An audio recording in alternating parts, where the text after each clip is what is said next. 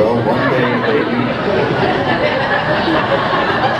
At 2 years old, what was your Russell Crowe movie that you were a big fan of at that point? Rubber Stomper. Yeah, that's right. It was actually Russell's work in the Sisterhood of the Traveling Pants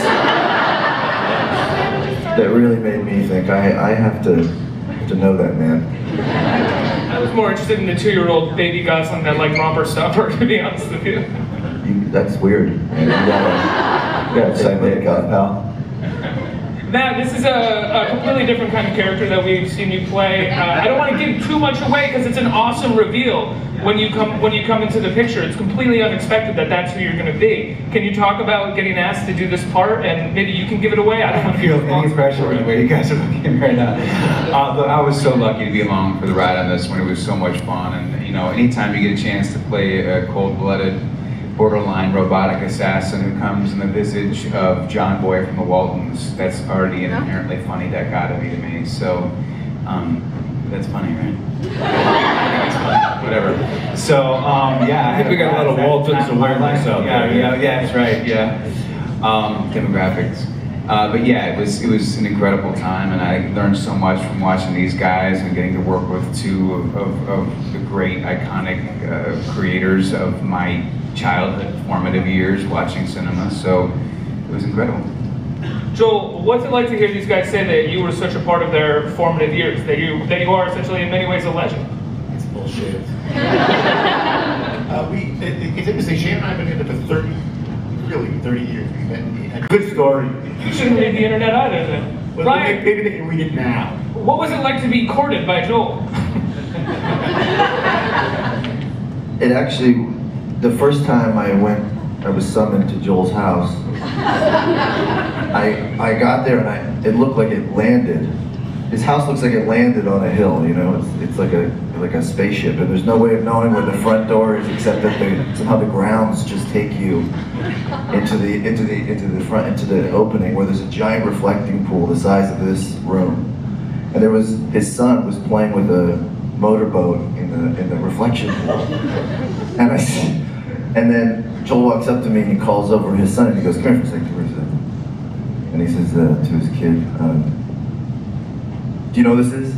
And his son goes, "No." Joel says, "All right, go to your room." And then when his son goes upstairs, he looks at me and he goes, "I did the same thing with Downey 2 years ago." And you know what my kid's going upstairs to do right now? He's going to play with one of Downey's action figures. Let me tell you something, you want my kid to know who you are. These are my Picassos. It goes on from there, but that's a taste of what it's like to be courted by Joel. Shane, this movie, this story, because it was a TV show that you were working on, it didn't initially take place in the 70s, but now that it does, I couldn't imagine it taking place in any other era. You do such a great job of not just being sort of kitschy about the 70s, but you really have plot strands that are about... In the world that my agent made that phone call. Whatever. My agent, my young agent, who's a number of years older than me. Anyway, cyclically, if you look back through the 50 or so films I've done, you'll see comedies come around every now and then, but probably in the same kind of cycle that other types of other genres of film come around as well. You know, I'm not afraid of the comedy at all, but you know, I have a particular type of sense of humour. So you can't tell me something's funny. If I find it funny, then that'll be a comedy. But you know, if I read something and you're telling me it's a comedy and I don't find it funny, then I'm just not going to be doing a movie. So it's not really about the genre of comedy, it's just sort of whether or not you like it. Every single decision I've ever made about a movie starts with the narrative. You know, I believe my responsibility as an actor is to be part of a group of people who are telling a story. Simple as that, you know. And at the end of the day, my acting job is the same as me sitting down in a bar and telling you a story, telling you a joke. It's the same thing, it's just an extension of that, you know.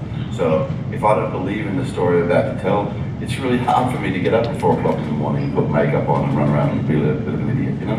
So I only do it if I believe in it, and it comes from what the narrative is to start with, and it was a damn good story.